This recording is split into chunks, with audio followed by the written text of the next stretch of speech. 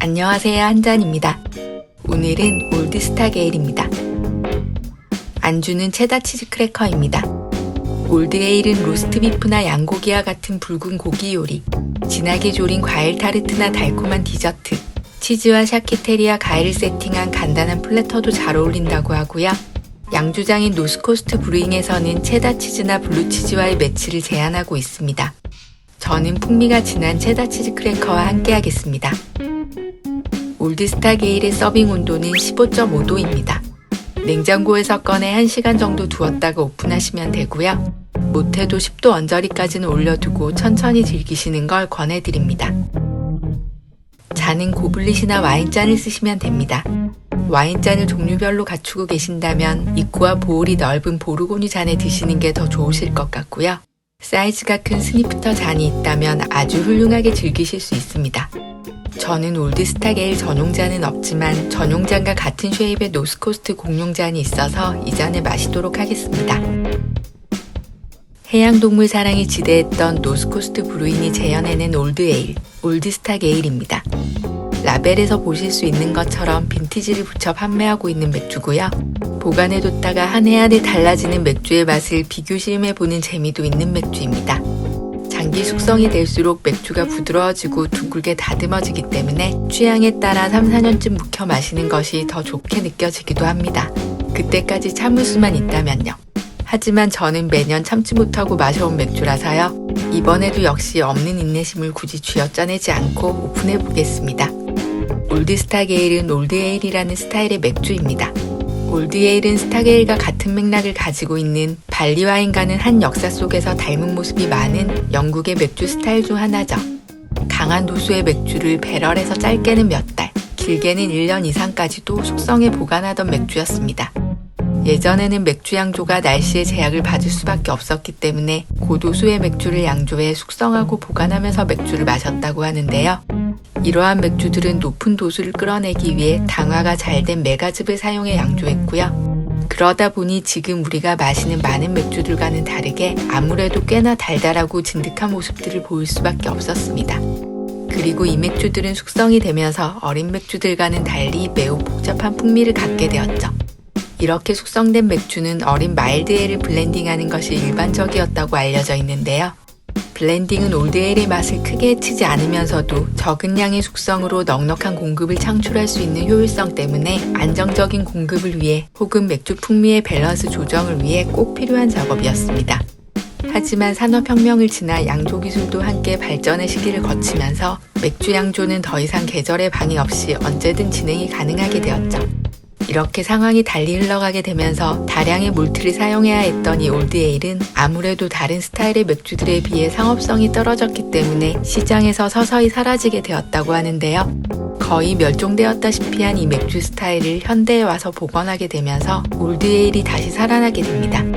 물론 원형과 완전히 같다고는 할 수 없겠지만 어두운 컬러, 달콤한 풍미나 과일향, 와인과 같이 농익은 뉘앙스 등 특징적인 부분들은 그대로 가져오죠. 그리고 이 올드스타 게일은 영국의 클래식 마리스 오터 몰트와 퍼글스, 이스트 켄트 골딩홉을 사용해 영국의 아이덴티티를 살려 라인업했다고 하고요. 제가 전에 알려드렸던 수직 시음, 그러니까 다른 빈티지의 맥주들을 한자리에 시음해 그 맛의 변화를 확인하는 또 다른 재미를 느낄 수 있는 맥주들 중 하나이기도 합니다. 저도 작년 겨울쯤 마시고 올해는 처음 마시는데요. 아무래도 윈터워머 중 하나이니만큼 조금 더 날이 쌀쌀할 때 드셔도 좋을 맥주입니다.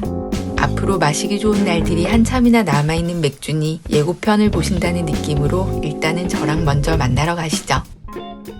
오픈하자 진하게 졸인 듯한 몰트의 단내가 퍼져나갑니다.